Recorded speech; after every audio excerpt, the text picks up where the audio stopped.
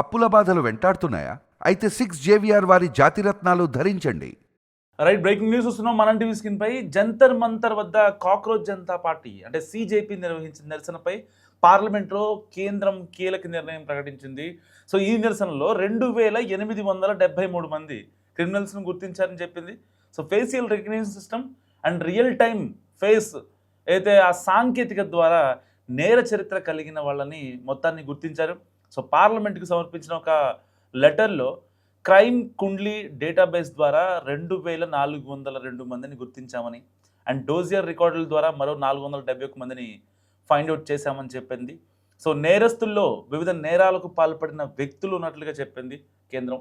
So 101 మంది హత్యా కేసులతో, 62 మంది హత్యాయత్నం కేసులతో, మరి 284 మంది దోపిడీ అండ్ దొంగతనం సంబంధిత నేరాలతో సంబంధం కలిగి ఉన్నారని చెప్పింది కేంద్రం.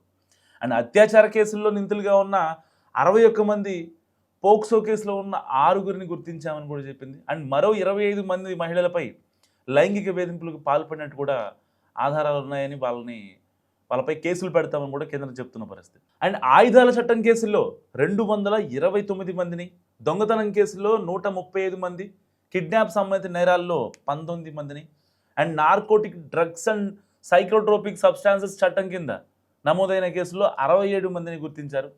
మొత్తం 1884 మందిని సో ఈ బిఎన్ఎస్ ఐపీఎస్ చట్టాల కింద పర్టికులర్గా ఉన్నారట. సో ఈ యొక్క డేటా మొత్తాన్ని ఫేషియల్ రికగ్నిషన్ యాప్ ఉంటుంది కదా, సో అయితే మనం అక్కడ ఎక్కడన్నా బయటకు వెళ్ళినప్పుడు బహిరంగ ప్రదేశాల్లో చాలా పెద్ద పెద్ద కెమెరాస్ ఉంటాయి. సో మనం ఏమనుకుంటాం, ఏదో లైట్లకు పెట్టారులే, లేదంటే అది మనల్ని ఏం చేస్తుందిలే అనుకుంటూ ఉంటాం. కొన్నిసార్లు తెలిసిన వాళ్ళనే తెలియని వాళ్ళని ఎవరైనా అంతే అనుకుంటారు. కానీ ఆ కెమెరా మీ యొక్క ఫేస్ని ఎంత టైట్గా జూమ్ చేస్తుందంటే దగ్గరకు వచ్చేంత వరకు కూడా అక్కడ ఉన్న పిన్ పిన్ టు పిన్ కనిపిస్తుంది అనమాట. సో అలాగే ఇప్పుడు ఈ యొక్క నిందితుల్ని, ఒక నేర చరిత్ర ఉన్నటువంటి క్రిమినల్స్ని మొత్తాన్ని పట్టుకున్నారు జంతర్ మంతర్ దగ్గర సిజేపీ. దాదాపుగా 5 రోజులు పట్టింది వీళ్ళకి, అంటే కేంద్రానికి ఒక నివేదిక ఇవ్వడం కోసం.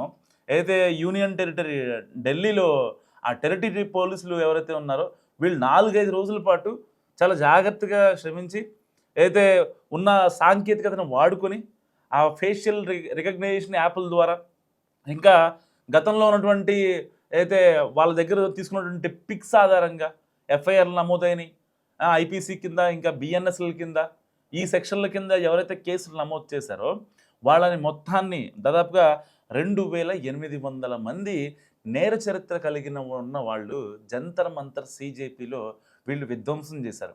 ఇప్పటికే చాలామంది అంటే ఆల్మోస్ట్ నీట్ ఎగ్జామ్ గురించి మాట్లాడుకుంటే సరే ఏ ప్రభుత్వం ఉందా, ఎవరున్నారా, పాలకులు, అసలు ఇదంతా మ్యాటర్ కాదు. నీట్ పేపర్ లీకేజ్ అనేది అత్యంత దారుణమైన విషయం. మోడీ గారు ఒక మాట అన్నారు, సో దీని వెనకాల ఎవరున్నామని సరే వదిలిపెట్టమని చెప్పారు. సో దానికి సంబంధించి ఒక ట్రాన్స్పరెంట్ ఎంక్వైరీ కొనసాగుతున్న నేపథ్యంలో అసలు ఆ రోజు ప్రొటెస్ట్ జరిగింది. దాదాపుగా 25 రోజులు 30 రోజులు ప్రొటెస్ట్ జరిగింది. ఈ ప్రొటెస్ట్లో చాలామంది విధ్వంసం క్రియేట్ చేయడం చూశారు. అంటే ఒక రకంగా విద్యార్థులు అయితే అంత విధ్వంసం చేయరు, అంటే వెళ్ళి సీసీటీవీ ఫుటేజ్ వాటిని కొట్టడం, వాటిని తీసుకెళ్ళిపోవడం, లేదంటే మోడీ పిక్ తీసుకొని ముగ్గేసి అతి జిగుప్సాకరంగా అక్కడ చేష్టలు చేయడం, అమానవీయంగా మాట్లాడటం, మోడీ గారు వాళ్ళ అమ్మని తిట్టడం, లేదంటే ఇంకెవరో అమ్మలు తిట్టడం, లేకపోతే రాముడు సీతను అవమానించడం. అక్కడ ఇంత డ్రాస్టిక్గా, ఇంత ఎక్స్ట్రీమ్గా డిస్ట్రక్షన్ అనేది ఉండదు. ఒకవేళ అక్కడ డిస్ట్రక్షన్ ఉంది అని తేలితే వెంటనే కేసులు పెడతామని చెప్పారు. సో అప్పుడు సిజేపీ ప్రతినిధులు ఏం చెప్పారు, ఎప్పుడైతే cockroach Janata party chief Abhijit ఈ నిరాహార దీక్షను ఎప్పుడైతే వదిలేస్తామని చెప్పాడో, సో వెళ్ళి వెంటనే కేంద్ర మంత్రులతో సమావేశమయ్యారు. అండ్ దాని తర్వాత బయటకు వచ్చిందో ఒక ప్రెస్ మీట్ పెట్టారు. ఏమనంటే, అక్కడ విధ్వంసం చేసిన వాళ్ళకి మాకు సంబంధం లేదు, అక్కడ విధ్వంసం చేసిన వాళ్ళకి కాక్రోచ్ జనతా పార్టీకి సంబంధం లేదు, మేము చాలా రాజ్యాంగం ప్రకారం మాత్రమే మేము అక్కడ ఒక ప్రొటెస్ట్ చేసాం, అండ్ దానికి సంబంధించి మా డిమాండ్స్ని మీరు యాక్సెప్ట్ చేస్తున్నారు కాబట్టి మేము ఈ యొక్క ప్రొటెస్ట్ని మేము వెనక్కి తీసుకుంటున్నాం, మేము వెనక్కి తగ్గుతున్నాం అని చెప్పి కంప్లీట్గా సిజేపీ వాళ్ళే ప్రతినిధులే వాళ్ళు ఒక మాట చెప్పిన పరిస్థితి. అండ్ దాని తర్వాత ధర్మేంద్ర ప్రధాన్ రాజీనామా, ఆ తర్వాత పబ్బులకి వెళ్ళిన వాళ్ళు పబ్బులకి వెళ్ళారు, క్లబ్బులకి వెళ్ళిన వాళ్ళు క్లబ్బులకి వెళ్ళారు, అండ్ ఫామ్ హౌస్లకి వెళ్ళిపోయిన వాళ్ళు ఫామ్ హౌస్లకి వెళ్ళిపోయారు. ఇక ఎవరు కూడా దాని గురించి మాట్లాడిన ఇది లేదు. సో సీన్ కట్ చేస్తే ఇప్పుడు ఈ విద్యార్థుల ముసుగులో అయితే సరిగ్గా ఆ జంతర్ మంతర్ ప్రొటెస్ట్ అప్పుడు మోడీ ఒక వీడియో రిలీజ్ చేశారు, దీని వెనకాల ఎవరున్నా వదిలిపెట్టమని చెప్పి. ఒకటి నీట్ పేపర్ అండ్ రెండోది ఈ ప్రొటెస్ట్ వెనక ఎవరున్నా వదిలిపెట్టమని చెప్పి చాలా క్లియర్గా చెప్పారు. సో ఇలాంటి నేపథ్యంలో ఇప్పుడు వీళ్ళ వెనక అసలు ఎవరున్నారు, వీళ్ళకి ఫండింగ్ ఎవరు, అబ్దుల్ జునైద్ కావచ్చు, ఇలాంటి వాళ్ళు ఆ రోజు అక్కడికి వచ్చి వాళ్ళకి పానీపూరి ఇవ్వటం కావచ్చు, లేకపోతే వాళ్ళకి కొన్ని సర్వ్ చేసి ఎంత బాధపడిపోయారంటే అంత బాధపడిపోయారు. వీళ్ళంతా సంఘ విద్రోహ శక్తులు. పాపం జంజీకి తెలుసో లేదో తెలియదు, కానీ అక్కడికి వచ్చిన వాళ్ళు ఎవరైతే ఉన్నారో మనం మొదటి నుంచి మనం టీవీ వేదికగా మనం మొదటి నుంచి చెప్పుకుంటున్నాం. దాంట్లో 100 మంది విద్యార్థులు బయటకు వస్తే 50 మంది విద్యార్థుల్లా చెప్పుకునేవాళ్ళు 50 మంది విద్యార్థులు. ఇక్కడ బాధాకరమైన విషయం ఏంటో తెలుసా, జంతర్ మంతర్ దగ్గర జరిగిన ఇక్కడ బాధాకరమైన విషయం ఏంటో తెలుసా, జంతర్ మంతర్ దగ్గర జరిగినటువంటి ప్రొటెస్ట్లో చాలామంది విద్యార్థులకి గాయాలయ్యాయి. కానీ ఈ ప్రొటెస్ట్ని అడ్డం పెట్టుకున్న సో కాల్డ్ ఎవరైతే ఉన్నారో ఎవరు కూడా వాళ్ళని అసలు ఒక్కళ్ళు కూడా పరామర్శించిన దాఖలాలు లేవు. ఇప్పుడు వాళ్ళంతా వీడియోలు చేసి పెడుతున్నారు సోషల్ మీడియాలో. ఏమని, మా పిల్లాడు ఆ రోజున జంతర్ మంతర్ దగ్గరికి వెళ్ళి వాడికి ఇబ్బంది అయిందండి, ప్రభుత్వం కొంచెం పట్టించుకోవాలి మమ్మల్ని అని చెప్పి మాట్లాడుతున్న పరిస్థితి.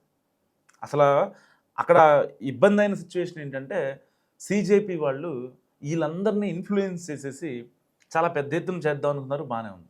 నేను అక్కడికి వెళ్ళిన ప్రతి విద్యార్థిని తప్పనట్లేదు, చెయ్యాలి. రాజ్యాంగంలో మనకు ఆ హక్కు ఉంది. మన ఏదన్నా అంటే మనకు సంబంధించినటువంటి లోపాలు ఏమన్నా ఉంటే, లేకపోతే పాలనాపరంగా లోపాలు ఉంటే, మనకు రావాల్సిన న్యాయంగా మనకు రాని ఉంటే మనం ఆందోళన చేయాల్సిన బాధ్యత మన పైన ఉంది. ఎవరు అవునన్నా ఎవరు కాదన్నా రాజ్యాంగం మనకిచ్చిన హక్కు ఇది. సో అలాంటి నేపథ్యంలో వెళ్ళి చేయొచ్చు, కానీ ఎంతవరకు చేయాలి, ఎంతవరకు వెళ్ళొద్దు అనేది ఇక్కడ ఏదైతే ఆ విద్యార్థుల చాటున ఉన్నటువంటి రౌడీ మూకలు ఎవరైతే ఉన్నారో వాళ్ళంతా కూడా విధ్వంసం క్రియేట్ చేశారు. ఇప్పుడు almost cockroach Janata party chief Abhijit ఏమంటాడంటే, మళ్ళీ అంటే ఆల్రెడీ వాళ్ళు అంటే విధ్వంసం చేసిన వాళ్ళకి మాకు సంబంధం లేదని చెప్పారు. ఇప్పుడు మళ్ళీ ఒకవేళ ఎఫ్ఐఆర్లు ఏమన్నా క్రియేట్ అయితే మాత్రం మళ్ళీ మేము బంద్లు ప్రొటెస్ట్లు స్టార్ట్ చేస్తామని చెప్పారు. క్రిమినల్స్ అంటే మీకేం నొప్పి వస్తుంది నాకు అర్థం కావట్లేదు. ఒకవేళ అక్కడ ఉన్నది నేర చరిత్ర కాదు, లేకపోతే నిజమైన విద్యార్థులే, లేదంటే నార్మల్ పీపుల్ సామాన్యులు అనుకోండి, ఆల్రెడీ చెప్పింది కదా కేంద్రం, విద్యార్థుల మీద సామాన్యుల మీద మేము కేసు పెట్టమని చెప్పింది కదా. ఇంకా మీకు వచ్చిన ఇబ్బంది ఏంటి? అంటే మీరు ఎవరి కోసం అక్కడ వర్క్ చేస్తున్నారు? ఆల్మోస్ట్ అంటే రాడ్ రియాలిటీ మాట్లాడుకుంటే సీజేపీ తరఫున ఏదైతే నీట్ విద్యార్థులు 21 మంది చనిపోయారు పేపర్ లీకేజ్ ఘటనలో, 21 మంది కోసం కనీసం ఒక 2 నిమిషాలైనా మౌనం పాటించారా? లేదు. అండ్ దాని తర్వాత మీ ప్రొటెస్ట్ అయిపోయి ధర్మేంద్ర ప్రధాన్ రాజీనామా చేసిన తర్వాత పంజాబ్లో పేపర్ లీకేజ్ గురించి మాట్లాడితే సీజేపీ చీఫ్ అభిజిత్ దీప్కి ఏమన్నాడు? ఆగండి అన్నాడు. మళ్ళీ మాట్లాడా దాని గురించి? లేదు. అండ్ ప్రొటెస్ట్ మొత్తం అయిపోయిన తర్వాత ఎవరైతే అక్కడ నిజంగా గాయపడిన విద్యార్థులు ఉన్నారో వాళ్ళని గురించి కనీసం ఆలోచించారా? లేదు. అసలు వాళ్ళ ఊసేలేదు. చేతికి ఇది పెట్టుకొని నాకు హెల్త్ బాగాలేదు, నాకు ఫీవర్ వచ్చిందని చెప్పి కట్ చేస్తే పబ్లో ఉన్నాడు మనోడు. సో మీ పర్సనల్ విషయాల్లోకి ఎవరు రారు, అసలు ఇంటర్ఫియర్ అవ్వాల్సిన అవసరం ఎవరికి లేదు. కానీ మీరు ఒక ప్రొటెస్ట్ చేసి ఒక విజయం సాధించాలనే మోడ్లో ఉన్నప్పుడు మీ విజయానికి ఎవరైతే కారకులు ఉన్నారో, ఆ రోజు ఎవరైతే నష్టపోయారో వాళ్ళకి కనీసం మీరు వెళ్ళి ఆ పరామర్శ కానీ, లేకపోతే వాళ్ళని కలవటం కానీ, వాళ్ళని పిలిపించుకొని మాట్లాడటం కానీ ఇలాంటివి చేశారా? మీ యొక్క ధర్నాలకి, మీ యొక్క ఫుడ్లకి, మీ యొక్క ఫండింగ్లకి ఎక్కడి నుంచైనా వస్తాయి. వాళ్ళని కాస్త కూస్త వాళ్ళకి ధైర్యం చెప్పడానికి, ఎంతో కొంత వాళ్ళ ఫ్యామిలీస్కి ఆర్థిక సహాయం చేయడానికి, దానికి మాత్రం మీకు రావు. మీరు మాత్రం పెయిడ్ ఆర్టిస్టులు తీసుకొచ్చి మనం ఒక అమ్మాయిని చూసాం, చాలా తెగ వైరల్ అయింది సీజేపీ ప్రొటెస్ట్ అప్పుడు. మేబీ లాస్ట్ డే అనుకుంటా, అదే లాస్ట్ డే. ఆ రోజు ఆ అమ్మాయి వచ్చింది, కరెక్ట్గా ఢిల్లీ అవుట్స్కట్స్లో ఉంటుందట. పర్ డేకి 1225 రూపాయలతో ఆ అమ్మాయి అక్కడ ప్రొటెస్ట్ చేస్తుంది. ఒక రోజుకి 1200 రూపాయలు ఇస్తారంట ఆ అమ్మాయికి. అమ్మాయి చూడడానికి చాలా బాగుంది. ఒక షాపింగ్ మాల్లో పనిచేస్తుందట. ఆవిడే చెప్తుంది. ఎప్పుడైతే అక్కడున్న పోలీసులు ఏమన్నా అసలు నువ్వు స్టూడెంట్‌వా? నీట్ అంటే స్పెల్లింగ్ చెప్పు. అసలు నీట్ అంటే అబ్రివేషన్ చెప్పు అని మాట్లాడితే అసలు ఇక ఆ పరిసర ప్రాంతాల్లో లేదట.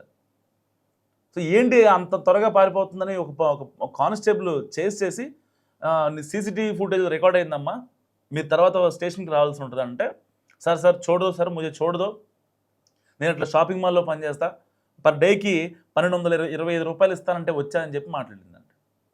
అంటే ఈ నేర చరిత్ర ఉన్నవాళ్ళు, దోపిడీ, లేకపోతే డబ్బులు దొంగతనాలు, అమ్మాయిలను రేప్ చేసినోళ్ళు, చిన్నపిల్లలను అత్యాచారాలు చేసినోళ్ళు, లేదంటే గనక ఈ యొక్క ఉపా చట్టం కింద ఉన్నోళ్ళు, ఎన్‌డీపీఎస్ కింద ఉన్నవాళ్ళు, వీళ్ళ ప్రొటెస్ట్ చేసేది. వాళ్ళకి ప్రొటెస్ట్ చేసే హక్కు లేదన్ను. కానీ వాళ్ళు చేసింది ప్రొటెస్ట్ కాదు, విధ్వంసం.